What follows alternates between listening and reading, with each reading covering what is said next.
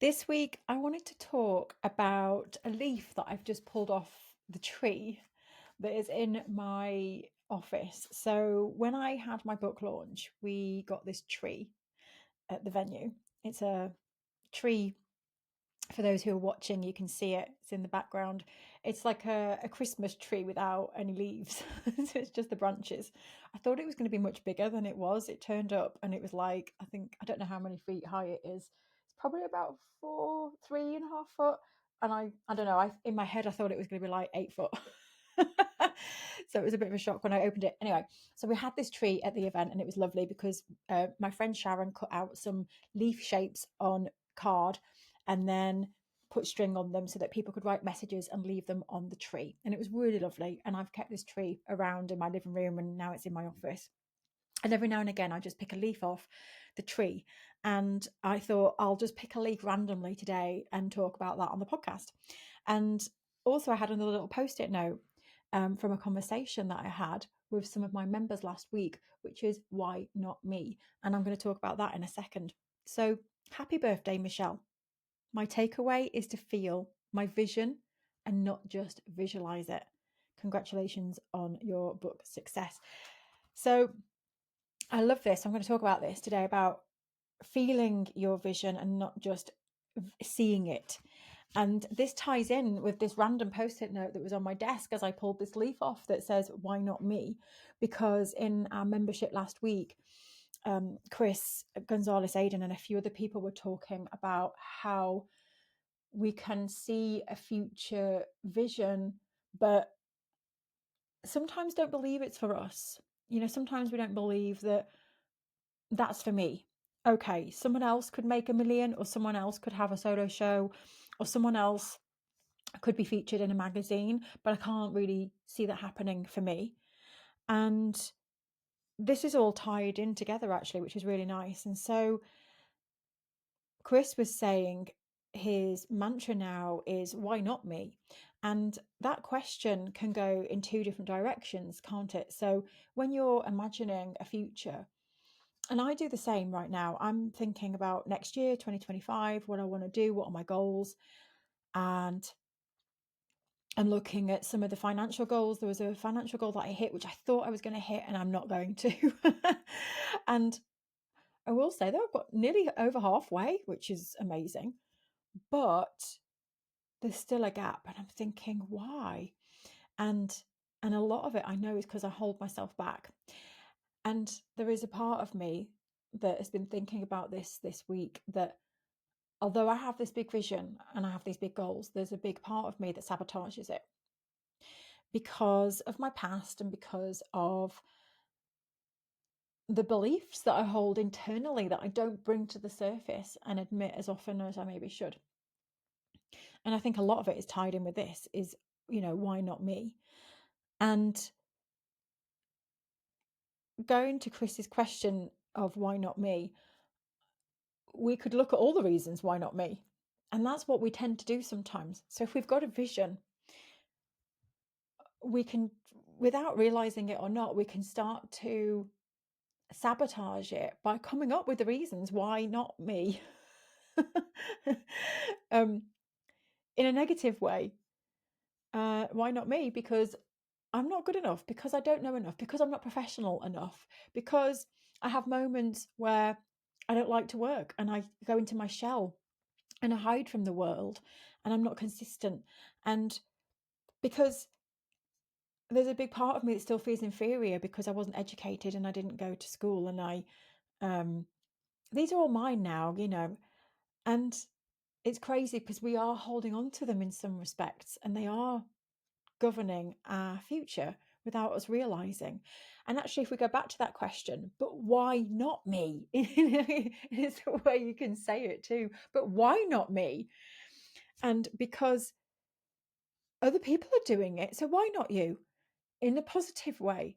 When you start to look at the reasons of what you want to achieve and you start to think, well, other people are achieving this. And just because that's happened doesn't mean that you can't rewrite your future.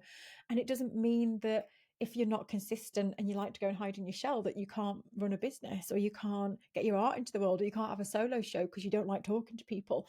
Like, all these things that we hide behind, the reasons why we can't do something, don't have to stop us. And so that question of, but actually, why not me? Why not me? You know, um, can be empowering to look at the reasons actually why this is possible. And so, going back to the leaf that I pulled off today around our future vision, and to feel it, not just see it. So I talk a lot about visualization, and I talk a lot about, I do this myself. So if I want to make something happen, I will spend time, just a few minutes each day, imagining it happening, imagining myself in the situation.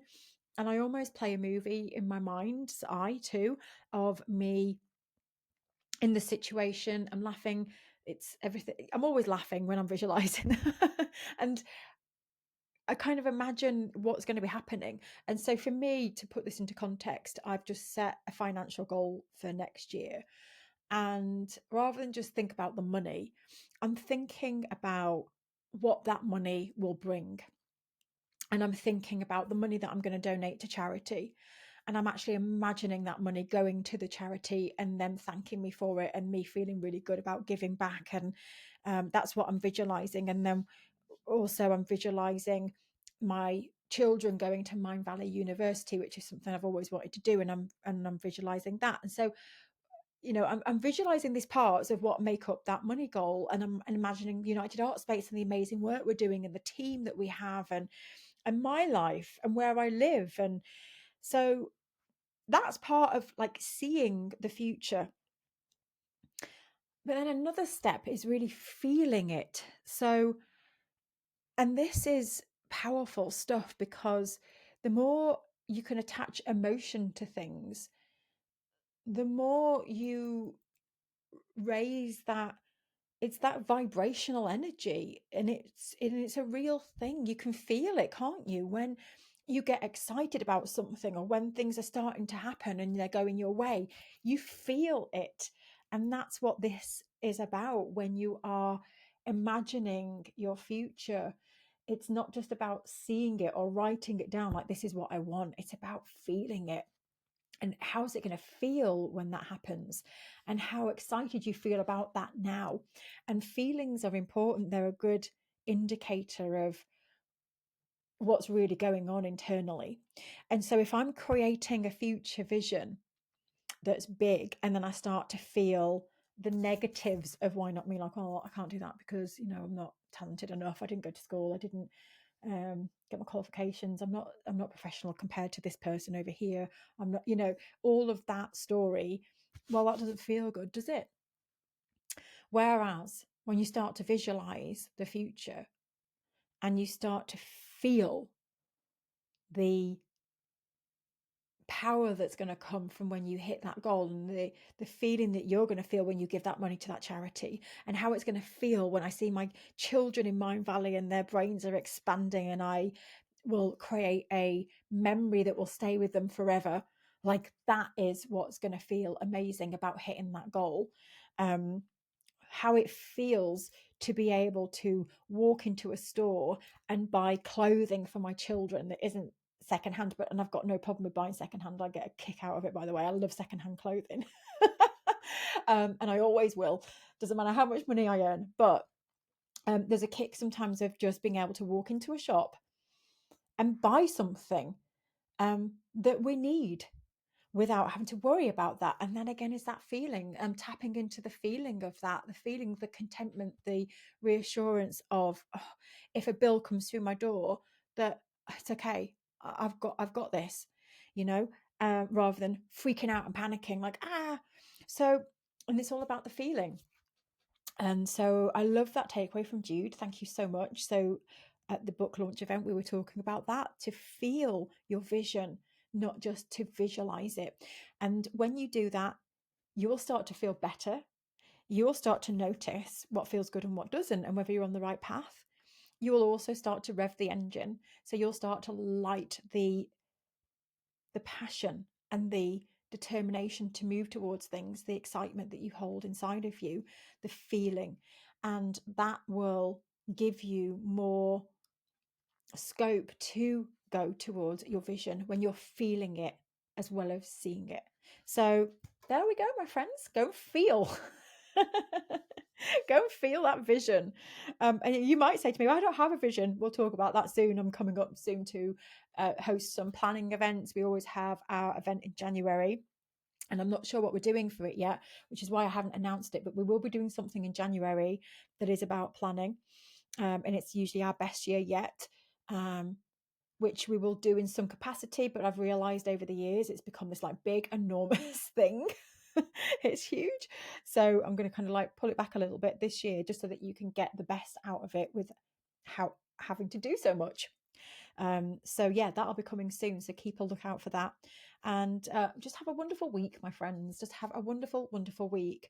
I, behind the scenes, am working on United Art Space and the vision and the mission. And I'm taking my own 7 Keys course looking at why I do what I do. And I'm getting really excited about the future of United Art Space and how we're going to evolve next year and the new programs and events we've got lined up.